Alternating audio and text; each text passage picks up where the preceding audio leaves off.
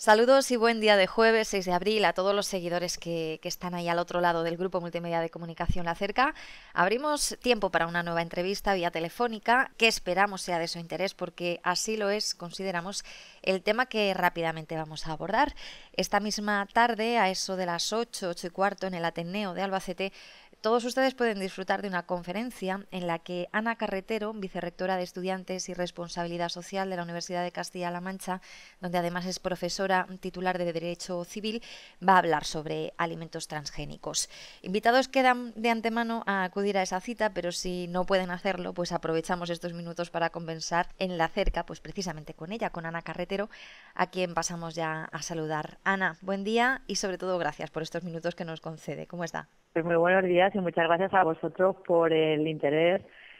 por un tema que genera un gran debate en el ámbito social en distintos países, puesto que la ingeniería genética ofrece la posibilidad de detectar, aislar y multiplicar genes específicos, trasladarlos a otro organismo vivo y cambiar determinadas características hereditarias genéticas de un modo en el que no sería posible a través de la reproducción o la recombinación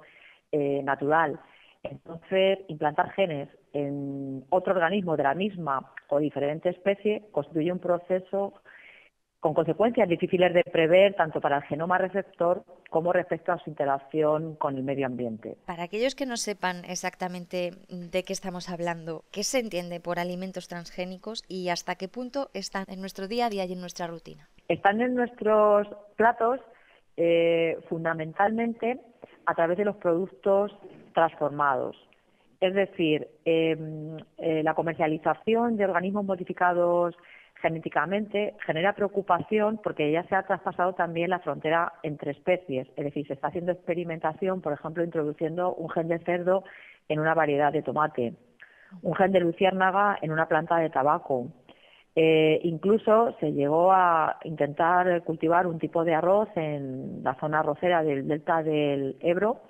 que era una variedad de arroz modificado genéticamente con dos genes de carácter humano. Entonces, todo esto plantea algunas consideraciones de tipo ético y sobre todo interrogantes y preocupaciones sobre los efectos a largo plazo y la irreversibilidad de posibles consecuencias de tipo medioambiental sobre los ecosistemas, sobre la sostenibilidad. Dentro de ese nivel de preocupación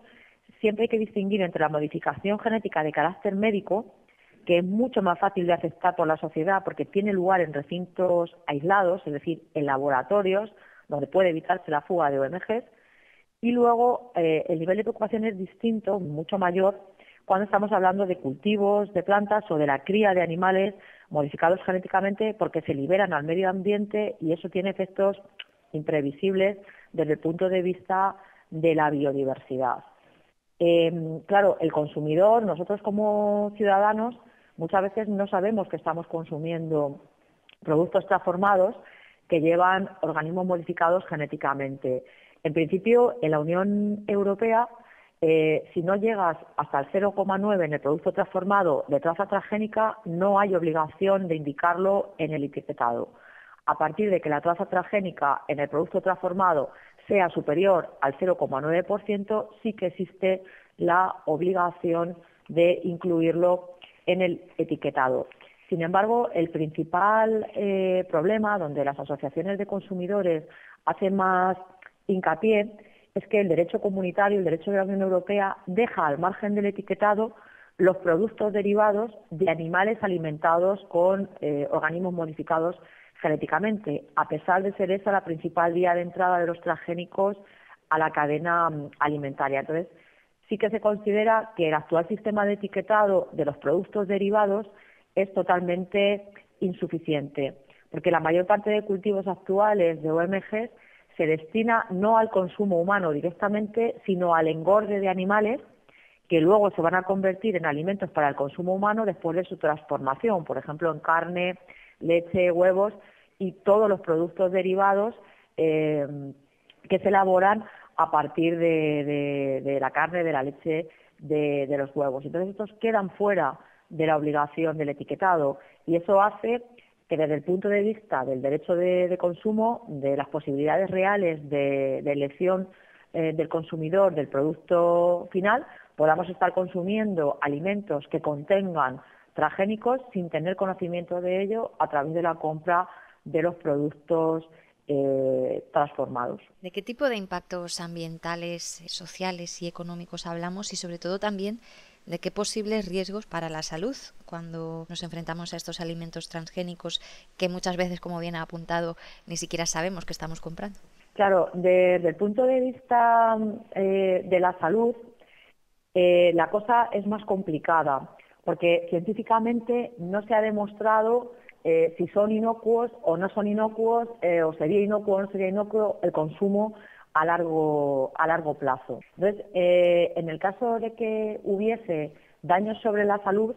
el problema fundamental que tenemos a nivel legislativo es que no existe legislación especial que contemple este tipo de daños. Si bien es cierto que hay pocos estudios que van analizando las consecuencias a medio y largo plazo, hay uno que se publicó en marzo de 2011, se elaboró en Quebec, en Canadá, donde se demuestra la presencia de diferentes toxinas derivadas de los cultivos transgénicos en la sangre de mujeres embarazadas y fetos. Y los resultados son duros en el sentido de que la toxina BT, que es una toxina que conlleva determinados cultivos transgénicos, se encontró en un 93% de las muestras de sangre de mujeres embarazadas, en un 80% de la sangre de los fetos y en un 69% de las mujeres no embarazadas. Y no eran mujeres que tuvieran que ver o que estuvieran vinculadas directamente al sector agrario, que hubieran estado en contacto con los productos químicos que van asociados al cultivo de transgénicos. Pero es que este era el primer estudio que analizaba la sangre de personas expuestas al consumo de alimentos transgénicos 15 años después de haberse aprobado la producción comercial de las primeras variedades transgénicas. Entonces, claro, si no se realizan estudios en donde hay un consumo habitual a medio y largo plazo, es muy difícil extraer consecuencias. Podríamos Luego, decir entonces, también, al hilo de esto que me explica, que jurídicamente estaríamos desprotegidos ante este problema. Claro, porque como no existe una legislación específica en daños sobre la salud, por el posible consumo de transgénicos a medio y largo plazo, habría que acudir a la Ley General para la Defensa de Consumidores y Usuarios por bienes o servicios o productos defectuosos. Pero esa ley no cubre todos los tipos de daños que se pudieran producir, sino solo los daños de tipo personal y además con un plazo, es decir, el plazo para ejercitar ese derecho a recibir indemnización por daños personales sería un plazo de 10 años, lo que puede dar lugar a que precisamente en los sectores de más riesgos, como puede ser alimentos y medicamentos, por manifestarse los defectos a largo plazo, no exista responsabilidad porque ha prescrito la acción. Y luego, además, en el caso de los alimentos y los medicamentos, hay también un problema de prueba, porque precisamente los productos se destruyen con el consumo y desaparecen una vez que son ingeridos, y el daño se manifestaría después de un cierto periodo de tiempo, con lo cual la única vía que tendríamos sería esa, que es bastante reducida con el ordenamiento jurídico español que tenemos actualmente y además con un plazo de tiempo determinado que también podría dar lugar a que las acciones hayan prescrito. A nivel de transgénicos, ¿cuál es la situación, por tanto, de España con respecto a la que se puede dar en otros países de nuestro entorno, europeo, por ejemplo, o incluso a nivel mundial? Sí, el problema más grande que tenemos no es solo en España, sino que la propia Unión Europea no tiene normas de responsabilidad obligatorias en este campo. Es decir, deja la legislación en el ámbito de la responsabilidad civil por posibles daños causados a la salud en manos de los Estados miembros. Entonces, no hay normativa específica tampoco en el ámbito de la Unión Europea y tampoco en materia medioambiental. Es decir, la agricultura convencional causa daños al medio ambiente, puesto que hay productos químicos que se utilizan que también filtran, por ejemplo, a las aguas subterráneas, y también los productos derivados de la agricultura transgénica está haciendo, por ejemplo, que haya nuevas plagas que sean resistentes a los nuevos cultivos. Están teniendo un efecto negativo esos productos que se utilizan sobre insectos sí beneficiosos, como pueden ser las abejas, que son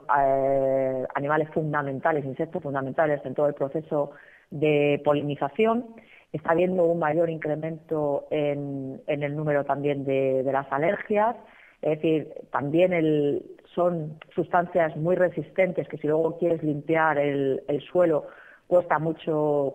trabajo. Entonces sí hay daños de tipo medioambiental que tampoco están cubiertos realmente por la Directiva Medioambiental de la Unión Europea, porque aunque sí que está contemplado dentro de las actividades económicas que se incluyen dentro de la directiva, luego hay dos excepciones, y es que se trate de actividades autorizadas o que sean riesgos del desarrollo para proteger la innovación tecnológica. Entonces, como la directiva permite eso a los Estados miembros, nuestra legislación medioambiental prevé también que se excluya la responsabilidad en esos dos casos previstos por la directiva. Son actividades autorizadas, puesto que lo que se cultiva son organismos modificados genéticamente aprobados a nivel de la Unión Europea, y luego entrarían también en riesgos del desarrollo. Es decir, es una innovación tecnológica, se parte de que el riesgo cero nunca existe y que en aras de esa innovación tecnológica pues se deja el sistema de responsabilidad por los daños que se pudieran ocasionar desde el punto de vista medioambiental fuera de la directiva y también fuera de la legislación española. La fuerza que a nivel de negocio puede haber detrás de los alimentos transgénicos, de los organismos mutados genéticamente, ha de ser inconmensurable como para que de una manera clara no se ponga ningún tipo de freno a este tipo de situaciones que pueden derivarse del trabajo con este tipo de alimentos, ¿no es así? Hay mucho negocio detrás de esto que queda ahí un poco soterrado a la información. Efectivamente, hay una serie de multinacionales que ahora mismo controlan el 80% de la alimentación mundial. Y claro, eso es un grupo de presión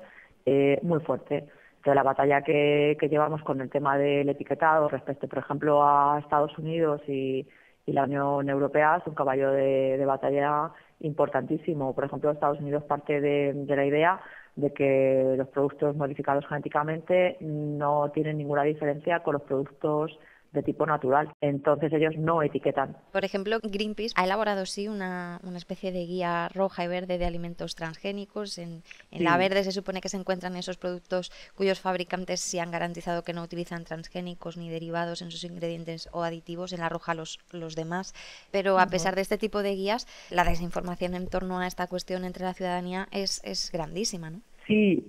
nosotros que tenemos en la Universidad de Castilla-La Mancha el Centro de Estudios de Consumo y se analiza pues cuál es el nivel también de información que hay de cara a los consumidores y a la ciudadanía en distintos ámbitos. Es cierto que en materia de transgénicos, por ejemplo, ni siquiera sabemos dónde se están realizando en España los cultivos de tipo experimental. Es decir, ya no solo dónde se cultivan aquellos cultivos que sí han sido autorizados y que ya tienen el visto bueno de la Unión Europea, sino que España acoge el 42% de la experimentación de cultivos que se hacen en la Unión Europea en nuestro país, y no están identificadas las parcelas, las fincas en las que se están llevando a cabo ese tipo de cultivos experimentales, a pesar de que hay obligación también normativa por parte de la Unión Europea de que se hagan registros públicos y que eso esté específicamente determinado, es decir, que estén marcados o que se conozcan tanto donde se desarrollan los cultivos transgénicos autorizados como donde se lleva a cabo los cultivos experimentales, con el fin de poder hacer el seguimiento sobre los posibles impactos de tipo medioambiental. Por ejemplo, tampoco hay una regulación específica en qué distancias de seguridad tienen que guardarse respecto a los núcleos de población o respecto a las reservas naturales o los espacios ecológicos especialmente sensibles o protegidos. Entonces, son lagunas que nosotros decimos desde el punto de vista jurídico que no están cubiertas. Hay un problema también muy grande con el tema de las aseguradoras. Es decir, las aseguradoras no quieren asegurar los posibles daños que se puedan causar por transgénicos, ni en el plano de la salud, ni en el plano medioambiental, ni tampoco en el plano económico. Imaginémonos un agricultor que hace agricultura ecológica, que tiene contaminación aérea de semillas transgénicas y que por tanto pierde su certificación ecológica. Eso supone un daño de tipo económico porque va a poder vender su cosecha a un precio muy inferior al que tenía previsto,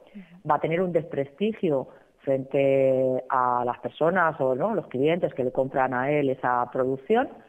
va a perder las subvenciones que pueda tener por producción ecológica derivadas de la política agraria común de la Unión Europea, se va a tener que gastar dinero en solicitar autorización a las autoridades comunitarias para comercializar esa producción como transgénica,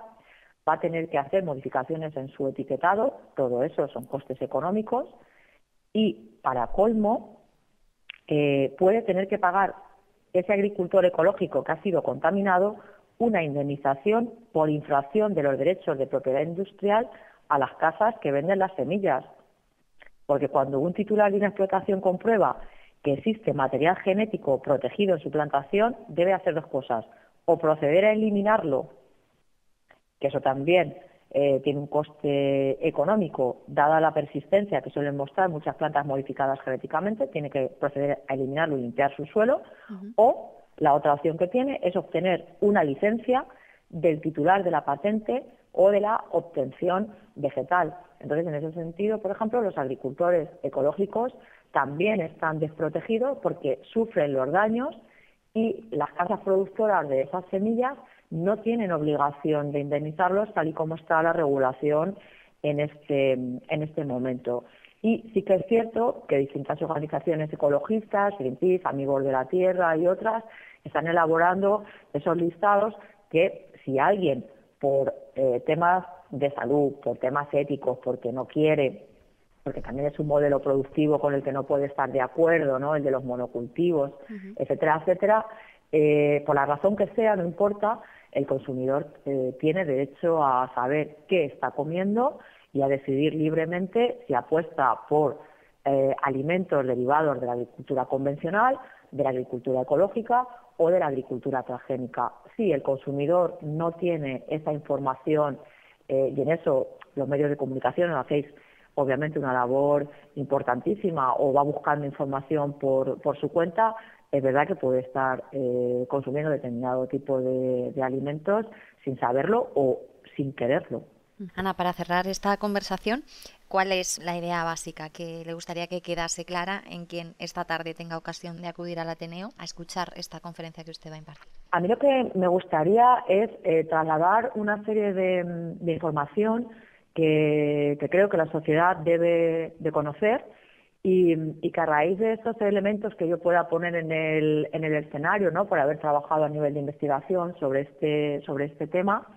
surja una reflexión y un debate, ¿no?, en el que nos planteemos algunas cuestiones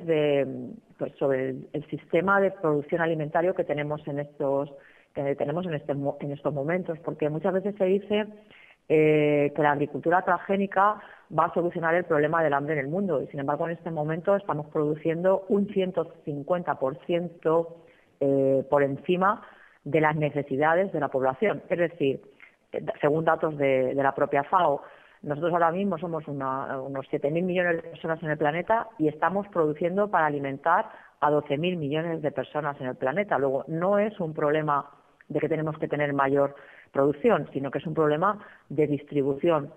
de esos alimentos. Y luego la Organización Mundial de la Salud y también la FAO ponen de manifiesto que de todo lo que se produce de alimentos a nivel mundial, un tercio de esos alimentos termina en la basura o en vertederos.